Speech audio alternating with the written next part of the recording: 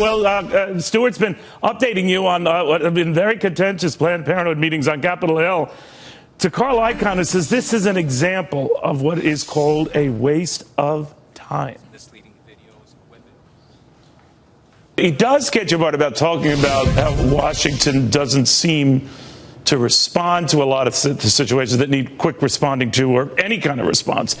So I just wonder how, in the context of what you laid out, whether a government shutdown of any sort, for any reason, at any time, does more harm than good. Yeah, look, I personally don't think there'll be a shutdown, but that's my opinion. But what really makes no sense, what's really taking a great risk, is this refusing to pass legislation that everybody thinks you should to repatriate the funds over there that these companies have. And I'll tell you that it's ridiculous not to take $2 trillion back into this country. You know, no other country in the world gets double taxation. I mean, these companies pay taxes abroad already. But more importantly, what's idiotic about it is it's bringing a lot of risk that these guys don't understand. And that risk is you may get a mass exodus in the next year or two of companies out of this country. Because ask yourself, why should a company pay taxes over here when they could get domiciled in other countries? And large shareholders, a lot of them aren't what I call patriotic. I mean, and nor should they be. A company is a company. A company is not a patriot. And what they're doing is just really opening Pandora's box by not letting them bring this money back and charging them a lesser tax on money they make over there, because most countries don't charge them anything. Now, that is a real problem. That is really stupid, and that's really dysfunctional. But it flies in the face of what people like Donald Trump have said. You got to punish companies that do that sort of stuff. No. Donald Trump is saying that it's ridiculous not to pass that kind of repatriation, and you could very easily. Forget tax overhaul. Trump is saying that. He's saying that. But wait a minute. Can I distinguish here between what he has said about companies that hire overseas or shift overseas, that he would punish those type of companies? No, he's saying that it's sort of crazy that we allow companies to, outside nation, for instance, export a lot of goods here, not charge a tariff on them, but they charge tariffs on us when we send stuff to them. That's a whole different issue, Neil. Well, I understand it's a whole different issue, but in this respect, there's a commonality that he wants to punish the companies that hire abroad at what he says at the expense of American jobs. Do you disagree with that?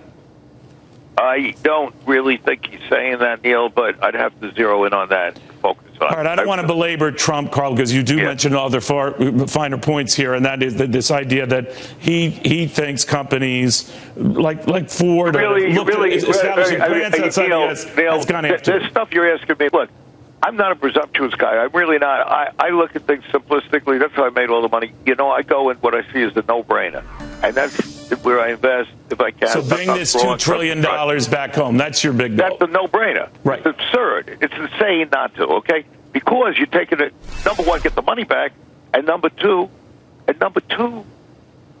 don't take the risk of losing all these companies. You want to have jobs here. Why should you lose it? Well, should we give it a carrot and stick approach, Carl? In other words, we'll let you bring this money back, but you got to hire people. We did something like that with George Bush. Well, why don't you turn it around and say, hey, we want you to take the money back, companies, because we're afraid you're going to leave if you don't. I mean, I don't think these companies are begging them. I think a lot of these companies are planning as we speak to leave the country. Okay, people don't realize that. I do, because I understand Wall Street, I understand markets, I understand companies. They may not be telling you that, but that's what they're going to do. So it's not one of these things that companies will let you bring it back. They say, F*** you. I mean, I'm saying it. Don't go put that on TV again. But they're going to say, hey, screw you. Why should I? They're already moving out. And believe me, there are plans to do more. But if you say to them, bring the money back, pay 8% on it or something like that, we'll get $200 billion in the coffers for the highway bill. They're already talking about it. And yet, you got this gridlock over there. It's so stupid not to do it. That's where I make a lot of money, when some of these companies are ridiculously overpriced or underpriced. And this is insane. So, okay, you asked me about Planned Parenthood. I'm not the expert on that.